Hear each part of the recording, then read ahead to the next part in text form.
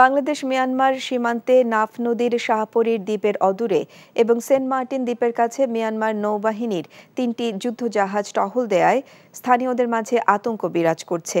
স্থানীয় বাসিন্দারা জানিয়েছেন, গত কয়েকদিন ধরে রাতের বেলায় যুদ্ধজাহাজ এবং রাখাইনের উপকূলে অবস্থানকারী আরাকান আর্মির মধ্যে তীব্র গোলাগুলি ও মর্টার শেল বিনিময় হচ্ছে।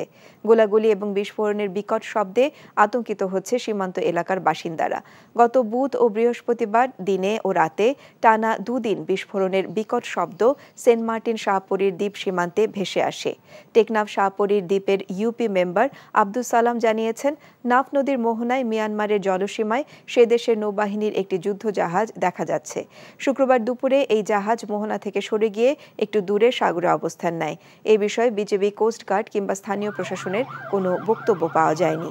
তবে নাফ নদীর মোহনায় এবং সাগরে কোস্টগার্ড এবং বিজিবির স্বাভাবিক টহল জোরদার হয়েছে। এখন জন্ম সনদ দিয়ে খোলো বিকাশ স্টুডেন্ট অ্যাকাউন্ট। নিজের বিকাশ নিজে কর।